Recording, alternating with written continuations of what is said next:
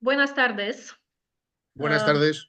Nuestro invitado de hoy es el Gran Maestre de la Gran Logia de España, muy respetable Gran Maestre Chema Oleaga.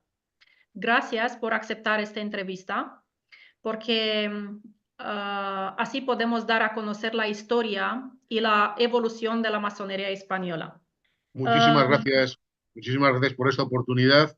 Estoy realmente encantado y es un honor para mí el poder compartir con vosotros y con toda vuestra audiencia. Muy bien, gracias. Pues por primero, hablemos del origen y la evolución de la Gran Logia de España desde su fundación hasta la actualidad y de la vida masónica en España. ¿Cuántos masones y cuántas logias hay? Si existen ritos de perfección o logias en otros idiomas. Bueno, aquí habría que hacer dos consideraciones previas.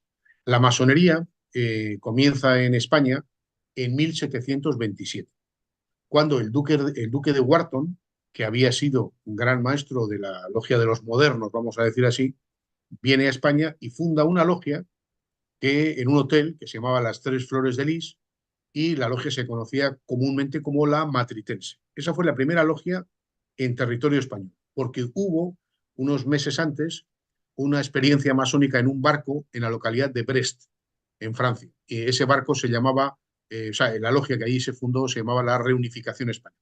Pero en suelo español, la primera fue la Matritense. Esa logia todavía existe hoy en día. Lo que pasa es que cuando terminó la guerra de España y entró el franquismo prohibió la masonería. Y entonces los masones tuvieron que ir al exilio, muchos de ellos fueron asesinados, otros tuvieron que ir a la cárcel, y entonces dejó de haber trabajos masónicos en España hasta la recuperación de la democracia. Entonces, una vez que se recuperó la democracia, se constituyó una nueva organización que se llama Gran Logia de España. Y esta comenzó a funcionar en 1979. Entonces, en este momento somos 180, casi 190 logias, ¿no? Precisamente mañana hemos dado carta patente para una nueva logia. Justo mañana va a comenzar a trabajar una nueva logia. Entonces, aproximadamente son 190 logias. Somos algo más de 3.000 hermanos. Nos ha costado mucho el ir creciendo. Somos unos 3.000 hermanos. Y hay logias que trabajan, la mayoría, lógicamente, es en idioma español, pero también hay logias que hablan otros idiomas. Hay un porcentaje importante de hermanos que trabajan en inglés, otros en francés, y hay algunos menos, hay algunos que trabajan en alemán, en sueco e incluso algunos de ellos también en noruego. Y trabajamos, según nuestra constitución, hay 5 ritos, pero la Gran Logia de España permite que cualquier rito que se trabaje en una logia de la obediencia, una logia de la amistad, se pueda incorporar a nuestro país. Entonces, la mayoría de las logias trabajan el denominado rito escocés antiguo y aceptado, y en segundo lugar está el rito emulación, que son los dos más comunes, ¿no? Tiene mayor número de logias. Muy bien, gracias. Una de las particularidades de la masonería española es que el territorio no es unitario en el sentido de que la Gran Logia de España incluye miembros de Baleares y Canarias. ¿Cómo se mantiene la unidad de la Gran Logia de España, dada la distancia física entre los territorios? Bueno, la Gran Logia de España está dividida en 8 provincias masónicas. Y entonces hay una provincia que se denomina Castilla, que es de la que van saliendo las demás, ¿no? Y cada vez que se constituye una nueva provincia masónica, esta tiene que coincidir con el espacio físico de las comunidades autónomas que hay en nuestro país. Entonces, Cataluña tiene su propia gran logia provincial, la Comunidad Valenciana tiene su propia logia provincial, Murcia tiene la suya, Andalucía la suya, Madrid también, y además están Canarias y Baleares. Canarias y Baleares son dos comunidades autónomas que pertenecen al Estado español y que en su territorio físico coincide con el de las grandes logias provinciales. Es Ujú. decir, no es que estemos divididos, sino que lo que hacemos es una división administrativa. Pero hay una única gran logia. O sea, la única que tiene personalidad jurídica es la Gran Logia de España, que tiene su sede en Barcelona. Todas las demás son, por así decirlo, delegaciones de la Gran Logia. Ujú. Muy bien. Como Y el por país cierto, administrativo. y por cierto, muy en breve plazo de tiempo, espero que sea después del verano, España tiene dos ciudades autónomas, que es como se llaman, Ceuta y Melilla, en territorio Ujú. de África. Bueno, pues vamos a poner en marcha un triángulo, es decir, para entendernos un proyecto de Ujú. logia en la ciudad autónoma de Ceuta. Y lo Wow. vamos a hacer en muy breve. Estamos ya con los trámites y nos hace muchísima ilusión que todo el territorio español tenga algo de masonería. Muy bien. Felicidades. Muchas gracias. ¿Cuál ha sido el papel de la masonería en la evolución de la sociedad española? ¿Qué implicaciones beneficiosas ha tenido para la evolución de la sociedad española? ¿Y en qué momentos históricos ha juzgado un papel importante? Y por otro lado, ¿a qué problemas se enfrentó durante su evolución, especialmente durante el periodo en que España estuvo bajo el franquismo? Bien, la masonería siempre ha defendido los valores de libertad, igualdad y fraternidad. Son valores universales que defienden todos los masones y las masonas en todo el mundo.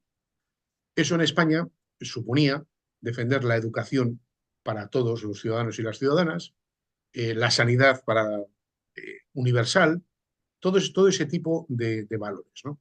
Y es cierto que eso le llevó ya históricamente a chocar tanto con la Inquisición, ¿no? Que era una institución que tenía la Iglesia Católica para reprimir todos aquellos que manifestaban cualquier discrepancia, como con todas las entidades de carácter conservador. Pero la masonería fue fuerte.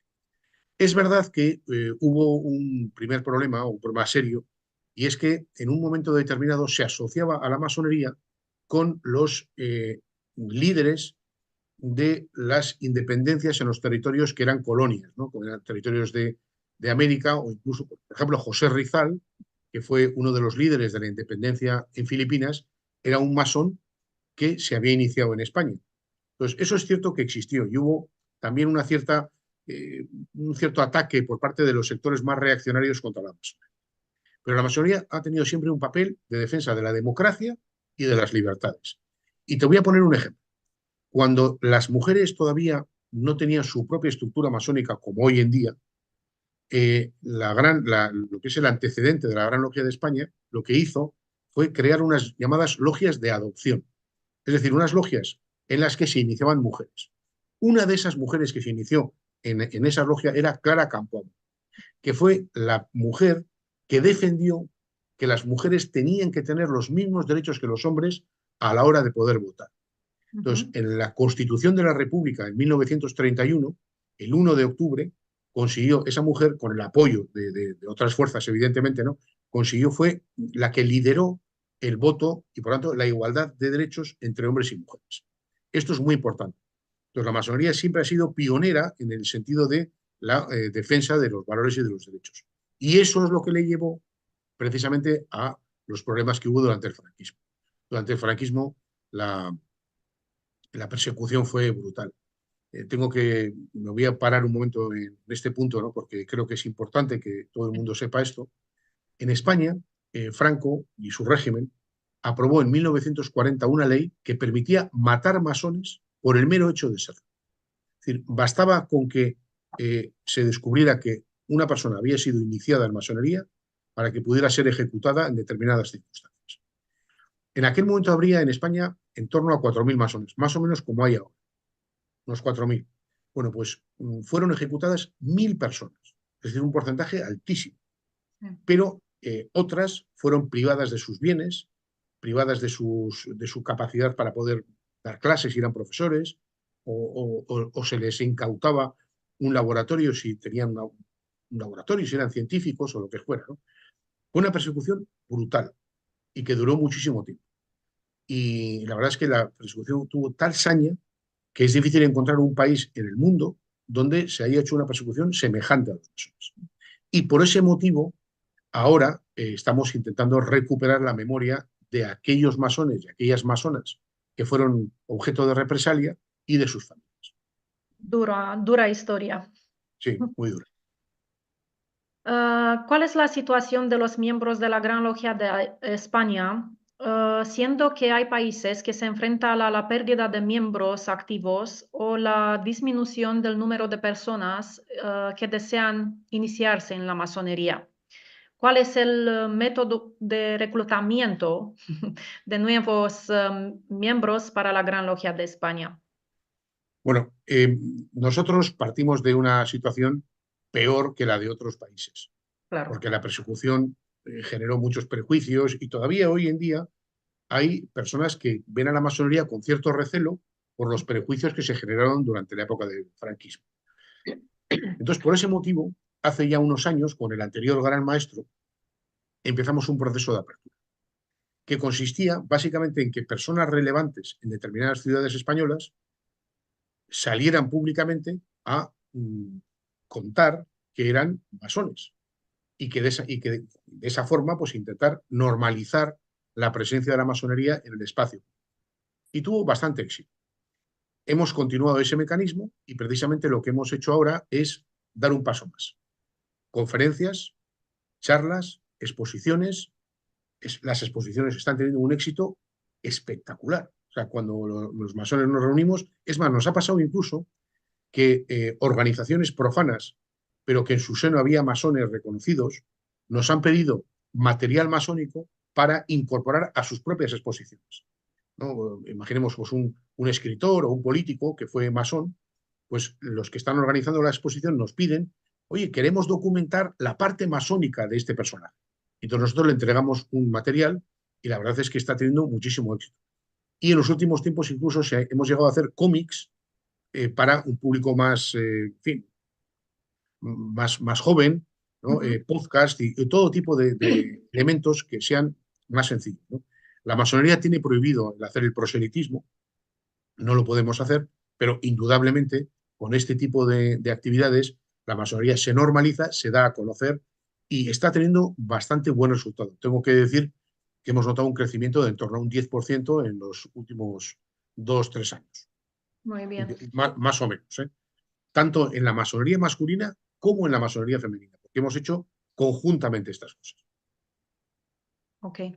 Y entonces esta es la vía de donde vienen los nuevos miembros. Sí, nosotros no estamos notando que haya una reducción, estamos notando un incremento. Ah, Es lo que estamos, y es más, estamos notando un cierto rejuvenecimiento. O sea, muy bien. entran personas que tienen una edad media más baja, lógicamente, y hacen que la edad media de la masonería, pues también se reduzca en nuestro país. Muy bien. ¿Cuál es la relación entre la Gran Logia de España y la Gran Logia Femenina de España? ¿Existen actividades comunes fuera del ritual en las que participan las dos grandes logias? Sí, de hecho, acabamos de firmar un documento, la gran maestra y yo, un documento de colaboración mutua. Ese documento de colaboración mutua permite básicamente tres cosas.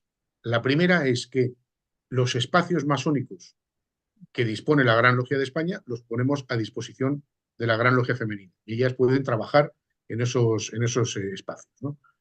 Pues, llegando a un acuerdo, ¿no?, económico y trabajan ahí. En segundo lugar, estamos realizando actividades de carácter, eh, charlas, conferencias, de carácter público, diríamos, ¿no? Como he contado antes, ¿no? De hecho, por ejemplo, en un par de días tenemos en un medio de comunicación de máxima audiencia, tenemos una entrevista en un horario de máxima audiencia también, la gran maestra y yo, con un periodista muy famoso en España, ¿no? Estamos haciendo esa labor. Y la tercera parte es las actividades que llamaríamos asociadas a la beneficencia y la solidaridad. En eso estamos preparando proyectos, hemos puesto en marcha una fundación, tanto nosotros por un lado como la Logia Femenina por su parte, unas fundaciones para, de común acuerdo, poder realizar estas obras de beneficencia y solidaridad y que esto también sirva pues, para dar a conocer la masonería y normalizarla. Muy interesante. Dada la trayectoria que ha seguido, ¿cree que el mundo actual sigue necesitando a la masonería como en el pasado? Y en caso afirmativo, ¿cuáles cree que son las razones? ¿Cuál es el papel de la masonería en la sociedad actual? y considera que la masonería está hoy en un día erosionada, que tiene a convertirse más en una organización caritativa? Bien, pues yo creo que los valores que defiende la masonería son absolutamente imprescindibles en el tiempo moderno. Estamos viviendo además un crecimiento de la intolerancia, del fanatismo, una forma de, hay una palabra en español que se dice cosificar, es decir, de hacer que la otra persona se le trate como si fuera un objeto en lugar de poner en valor que es un ser humano y que tiene dignidad y eso hay que respetar. Entonces yo creo que son unos valores absolutamente esenciales en el día a día. Es más, voy a contar un caso concreto que yo he vivido en primera persona. Cuando yo era miembro del patronato de un teatro municipal aquí en mi ciudad, en Bilbao, el director artístico presentó la programación para el año siguiente. Y dentro de esa programación había un apartado que era para el público infantil. Y él nos dijo, él que yo creo que no es masón, ¿no? Pero que conoce a la masonería, un hombre muy, muy, muy reputado catalán, ¿no? Él nos dijo, voy a hacer esto dirigido al público infantil para hacer lo mismo que hacen los masones. Cuando los masones se reúnen y discuten entre ellos, nadie interrumpe al que está hablando, sino que intentas escuchar. Y cuando ha terminado de hablar es cuando tomas la palabra. Y no para decir lo contrario por el mero hecho de llevar la contraria, sino para intentar aportar y llegar al final a un elemento común. Y entonces él decía, el teatro tiene que servir para que los niños y las niñas vean eso. Vean que si todos los actores y las actrices sobre el escenario hablan a la vez, el público lo que escucha es ruido. Por lo tanto, tiene que ser que cada uno hable cuando le toca, pero que haya la suficiente agilidad como para que no se convierta en una sucesión de monólogos, sino que sea un intercambio de ideas y, por tanto, un diálogo. Me pareció fantástica esa idea, ¿no? Y esa forma de ver cómo la masonería puede servir para educar. De hecho, uno de los libros más interesantes que se han publicado en los últimos tiempos sobre masonería está escrito por un sacerdote católico que ha investigado sobre masonería y que dice, masonería, escuela de ciudadanía. Me Claro. parece que ese elemento es fundamental. Entonces yo creo que la masonería hoy defiende unos valores ciudadanos, unos valores cívicos, que son valores imprescindibles para este tiempo tan convulso que vivimos. Y creo que es probable que la idea de la tolerancia y del respeto al final se acaban imponiendo en la convivencia normal en las comunidades y en las diferentes sociedades. Muy interesante. ¿Cuáles son los principios que guían a la masonería española para que no pierda su identidad? ¿Sigue existiendo interés por los aspectos espirituales de la masonería? ¿La filosofía y la espiritualidad masónica siguen siendo importantes hoy en día o el mundo está más preocupado por los aspectos materiales de la vida? Bueno, es cierto que el materialismo se va poco a poco adueñando de nuestro día a día. Esto es verdad y existe, ¿no? Por ese motivo nosotros lo que hicimos fue, cuando el actual equipo que dirige la Gran Logia de España llegó, uno de los puntos que habíamos presentado a los hermanos en nuestra oferta electoral, diríamos, ¿no? Para llegar a la dirección de la Gran Logia de España fue separar lo ritual de lo administrativo. Ujú. Es decir, que cuando los masones nos reunimos en las tenidas, nos dedicamos a esa parte espiritual, a esa parte de nuestro desarrollo interior, del crecimiento como personas, de entender a los demás, esa parte, ¿no? Y el trabajo de los rituales, que son una auténtica joya. Los rituales masónicos, algunos de los cuales son muy antiguos, son rituales que tienen tal riqueza, tal valor, y que es un valor incalculable. Son verdaderos pequeños tesoros que dispone la masonería. Entonces, trabajarlo correctamente y dejar todo lo que es burocrático, administrativo, o todo lo que tiene que ver con el ámbito político o el ámbito público, diríamos, ¿no? De la masonería, dejarlo para reuniones que nada tengan. De manera que los masones, cuando nos reunamos, podamos trabajar nuestro yo interior e ir construyendo lo que llamamos ese gran templo, ¿no? De la humanidad, ¿no? En que cada uno de los masones es una piedra que se junta con la de los demás para construir un edificio, ¿no? Este sería un poco el sentido.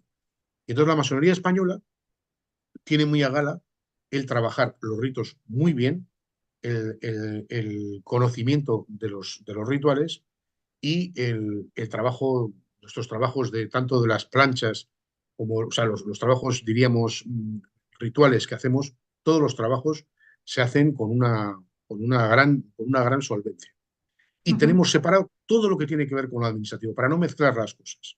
De forma que yo creo que con esto estamos consiguiendo un avance muy serio. Porque es verdad que hay hermanos que lo único que quieren es ese trabajo interior, el desarrollarse y el ayudar a desarrollarse a los demás. El crear ese espacio de convivencia que se produce en el seno de las logias con las ceremonias de apertura. Gracias. ¿Cómo es la masonería en su país más allá de los rituales? ¿Cómo está implicada en la sociedad actual? Bueno, sobre esto hay muchísimas diferencias entre unos lugares y otros. Hay lugares de España en que los masones están muy presentes en organizaciones sociales, en organizaciones, no sé, en la Cruz Roja, por ejemplo, ¿no? En otras entidades de este tipo, ¿no? Están, ¿no? Incluso en política, ¿no? Yo mismo me dedico una parte de mi vida a la política, ¿no? Y hay otros, ¿no? De todos los partidos y de todas las ideologías, ¿no? Pero no podemos decir que sea equilibrado, ¿no?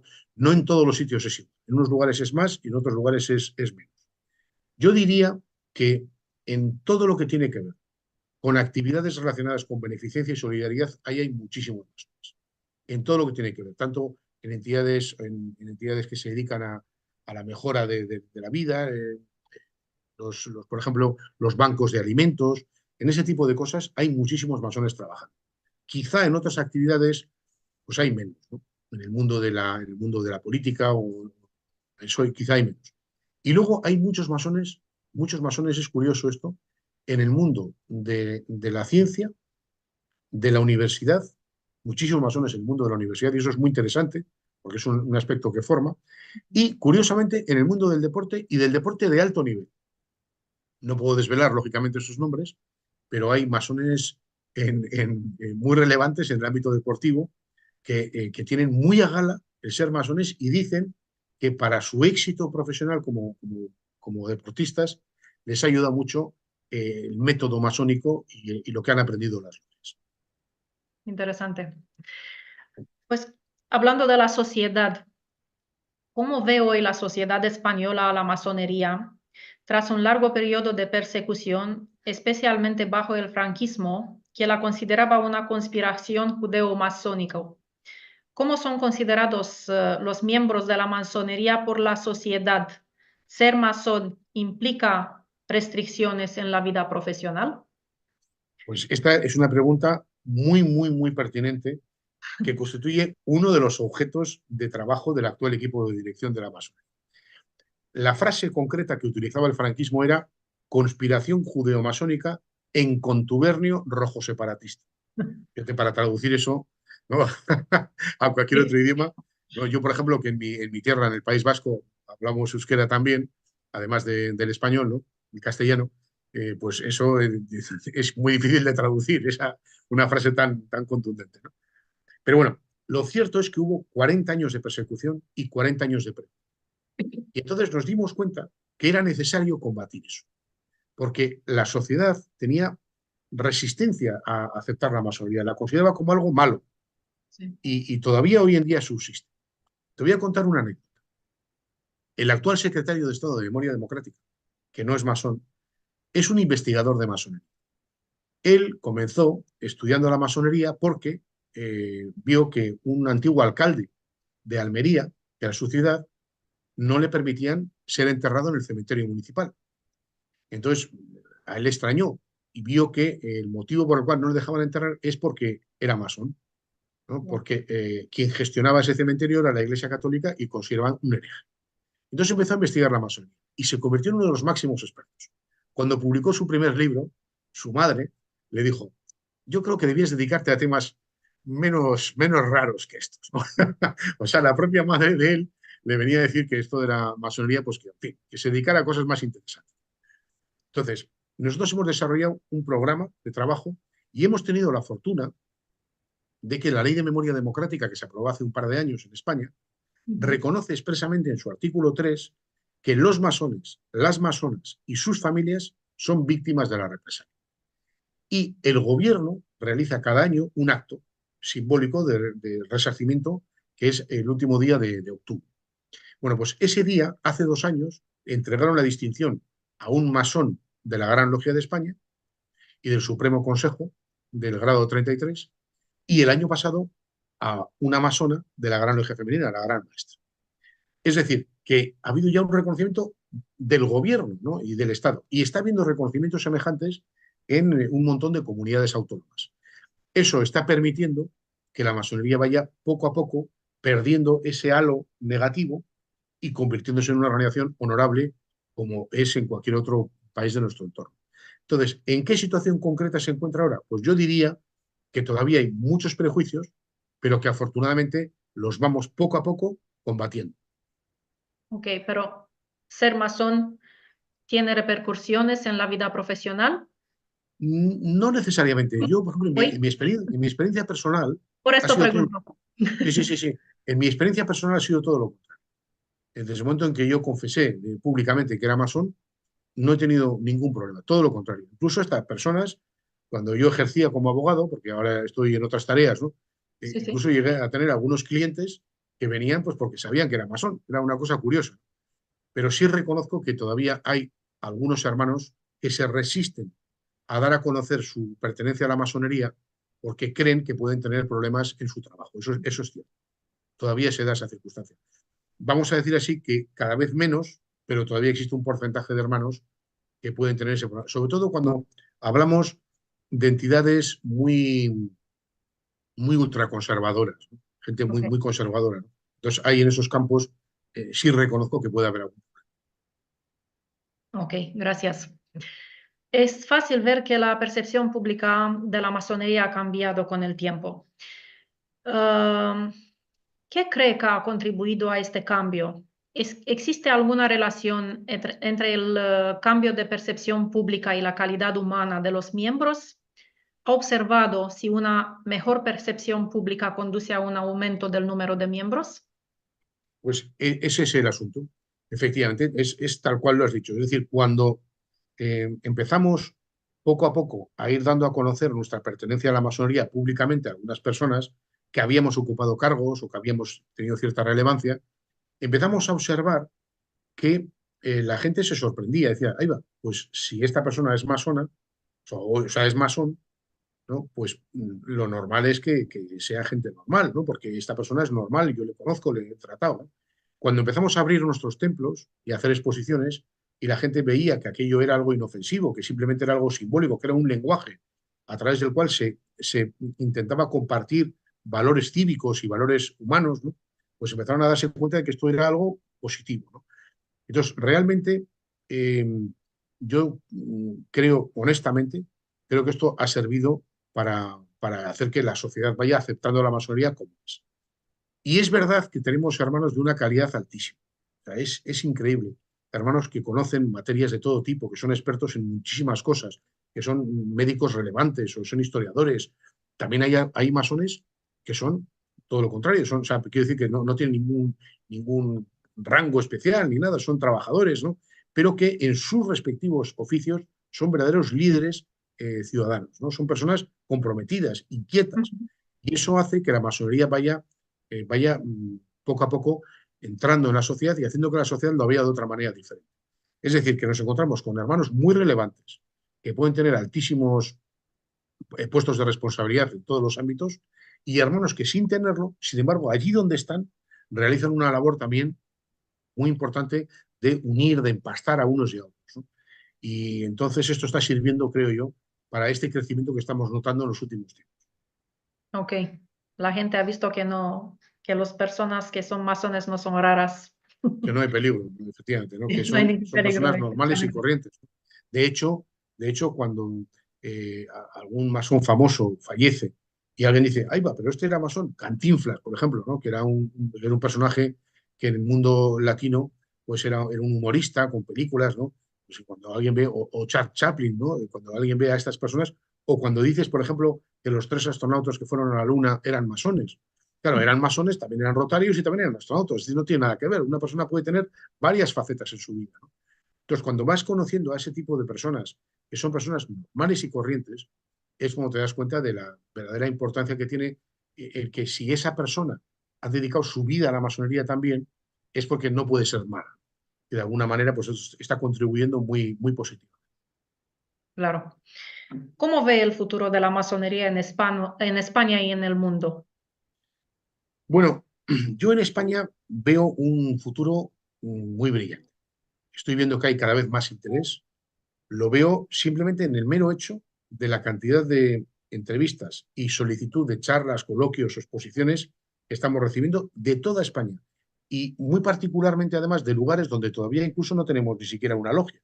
Entonces, si tú ya ves que hay interés por conocer la masonería en lugares donde todavía no hemos sido capaces de levantar columnas, de poner en marcha, diríamos, una logia, pues eso indica que hay un caldo de cultivo que te puede permitir un éxito. Entonces yo en España soy muy optimista y lo soy también para Europa. Creo que los valores que defiende la masonería, los valores de libertad, de igualdad, de fraternidad, la fraternidad además que es un concepto mucho más profundo que el de solidaridad, porque en la solidaridad tú pones el límite, pero la fraternidad no te permite poner límites porque el prójimo es tu hermano o tu hermana. Entonces los lazos son lazos sagrados.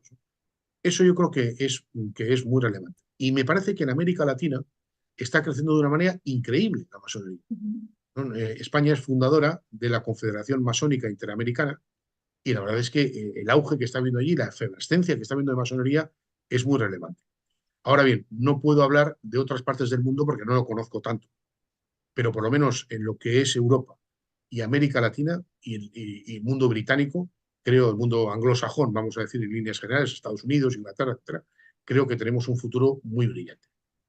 Esto es bueno. Me gustaría abordar la masonería en España desde una perspectiva internacional.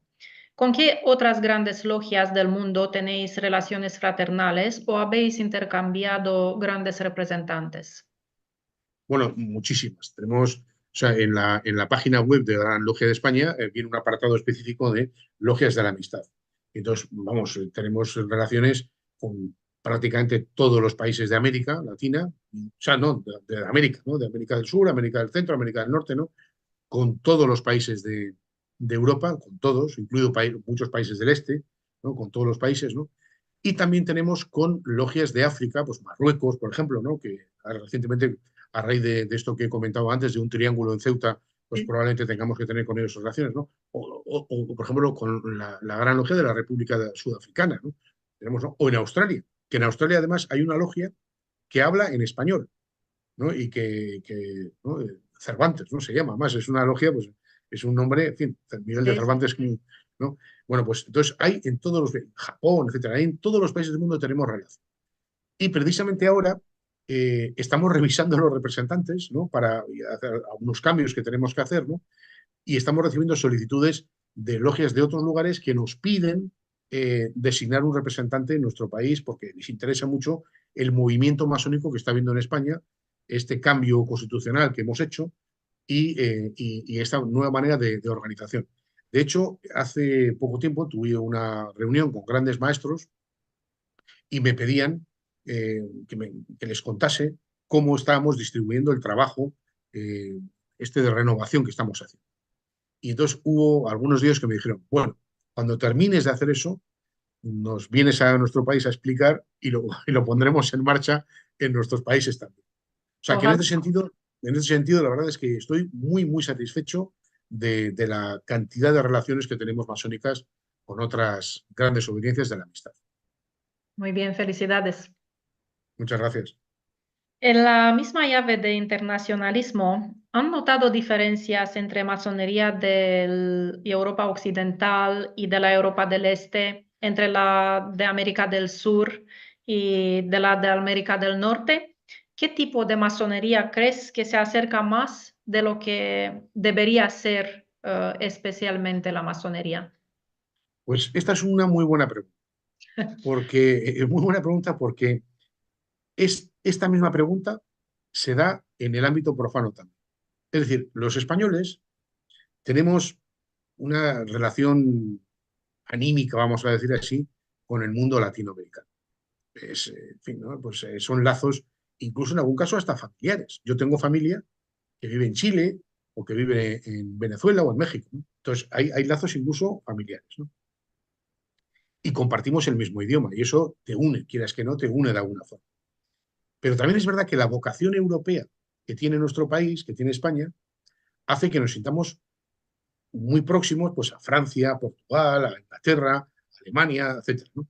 Entonces yo diría que no veo o sea, a nivel individual, a nivel personal, cuando estás en una tenida, en una reunión masónica, no veo muchas diferencias entre los hermanos de unos lugares y de otros. Nos comportamos todos de forma muy parecida, además vamos todos vestidos igual, con lo cual es difícil encontrar la diferencia.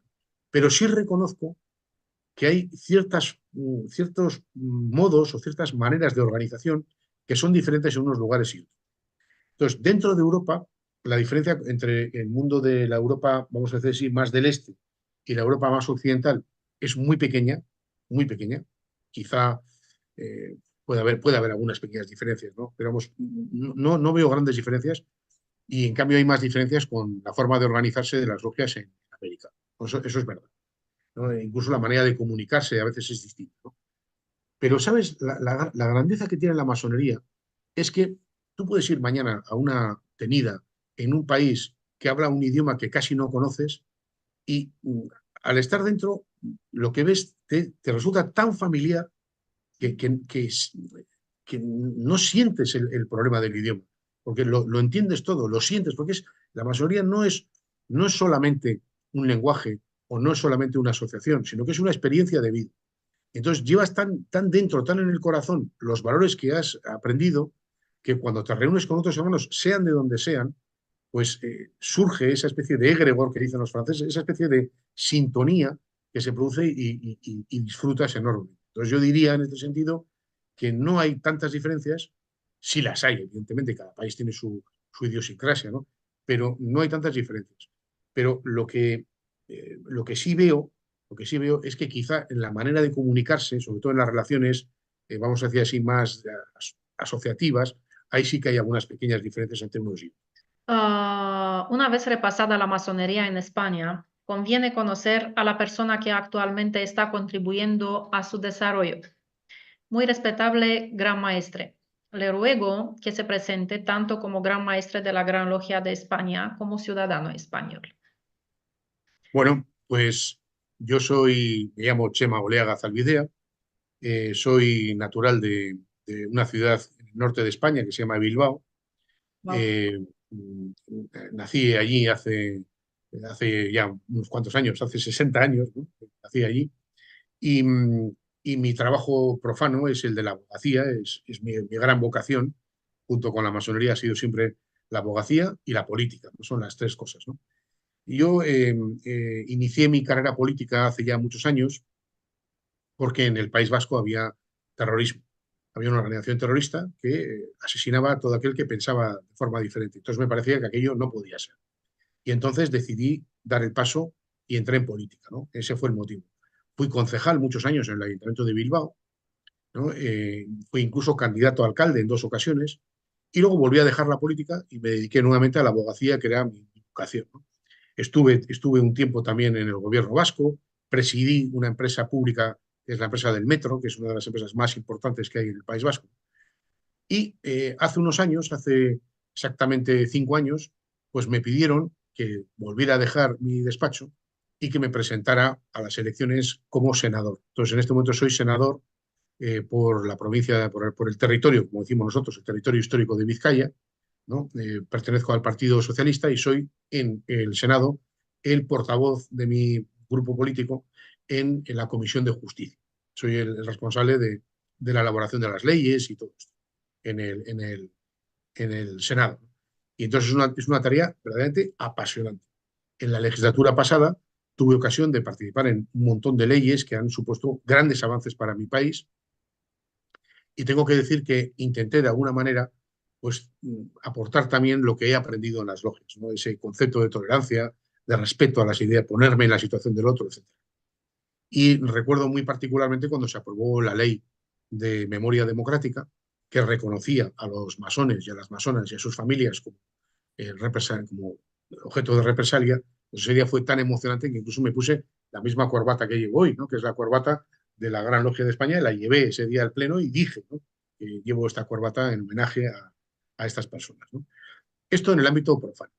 Y en el ámbito masónico, bueno, pues yo me inicié hace muchos años, tuve que iniciarme precisamente porque vivía con escolta y para tener la discreción de los humanos, me tuve que iniciar en una ciudad diferente a la mía. Entonces yo me inicié en la ciudad de San Sebastián. Y bueno, pues yo practico básicamente dos ritos, ¿no? Que es el rito de emulación, en el que tengo todos los grados, ¿no? Y el rito escocés antiguo todo, en el que me falta uno, ¿no? Un grado, ¿no? Entonces trabajo los dos, ¿no? He sido venerable maestro de tanto de una logia del rito escocés antiguo aceptado como de una logia de emulación. Y bueno, pues participo luego pues, en todos, en un montón de grados, bueno, grados de progresión que se llaman, ¿no? Pues desde la marca, los nautas, Knight Templar, etcétera, todos estos grados, ¿no? Y también, por otro lado, pues los grados del filosofismo masónico, ¿no? Y tengo que decir que lo que más me gusta de todo son las ceremonias. Yo soy feliz cuando voy a mi logia, cuando estoy con mis hermanos. Por ejemplo, este sábado pasado hemos tenido una ceremonia del Arco Real y entonces, bueno, yo disfruto en esas ceremonias como un chiquillo, vamos a decir, ¿no? Y me llenan de una manera que te dan una energía que te permiten luego afrontar cualquier problema que te puedas encontrar, ¿no? Y bueno, pues soy gran maestro desde hace 2 años, en concreto en marzo del año 2022, y me presenté a las elecciones dentro de la orden con un programa que tenía 4 puntos y que prácticamente está desarrollado casi ya al 70 o el 80%. Yo espero que de aquí a un año pueda culminar todo lo que habíamos pensado, y una vez terminado esto, pues les diré a los hermanos, oye, elegir a otro, porque aquí se trata no de estar uno sentado mucho tiempo en los puestos, ¿no? Sino que esto vaya rotando. Una de las mayores, eh, una de los mayores aprendizajes que uno tiene en la masonería es que un año eres el venerable maestro, estás en el lugar más importante, eres el centro de atención de toda la logia, y al año siguiente los hermanos eligen a otro, tú bajas de la silla y te vas fuera de la logia a cubrir el templo para que trabajen tranquilamente los demás. Ese aprendizaje de humildad yo creo que deberíamos aprenderlo todos, no solamente en nuestra vida masónica, sino aplicarla en nuestro mundo profano también. Y en la política también. Y en la política, por supuesto. No, porque en la política se da una circunstancia que también se da a veces en el seno de algunas logias, ¿no? Es un fenómeno que se llama el adanismo, ¿no? De Sí, Adán, ¿no? Entonces llega uno y cree que la vida empieza el día que él llega y sí, sí, empieza a sí. hacer todo. No, no, tú tienes que coger lo que has aprendido de los anteriores, conservarlo, mejorarlo y entregarlo, si es posible, al siguiente. Ese es el objetivo que tiene. Y yo creo que la mayoría te enseña eso. Claro, así es. Y aprender también el principio de ponerte en el lugar del otro. Ese es fundamental. Sí, Ese es fundamental. Cuando cuando estás en una logia y estás sentado en un sitio, ves la ceremonia de una manera. Pero puede ocurrir que a la semana siguiente o al mes siguiente o a la siguiente reunión estés en otro lugar y la exacto. ceremonia es la misma, pero el punto de vista es otro. Entonces tienes que ser capaz de entender que el punto de vista no es más que una cosa accidental y que Claro. todos los puntos de vista sumados hacen el conjunto. Eso es una enseñanza masónica fundamental. De hecho, la primera vez que tuve que hacer un trabajo masónico para una revista de ámbito general fue sobre este tema, precisamente. Pues muy bien. Felicidades para tu actividad como de la masonería, como de la política y de tu vida personal. Y gracias por aceptar entregar esta entrevista para nuestra revista. Ha sido un placer, me ha encantado la entrevista, me ha parecido muy amable y con mucho contenido, me ha gustado muchísimo y la verdad es que os felicito por el trabajo que estáis haciendo y espero que pueda contribuir lo que yo haya modestamente haya podido decir, pueda contribuir a extender el valor de la masonería por todo el mundo. Muchísimas gracias. Como Gracias. decimos en nuestra tierra, es que ricas.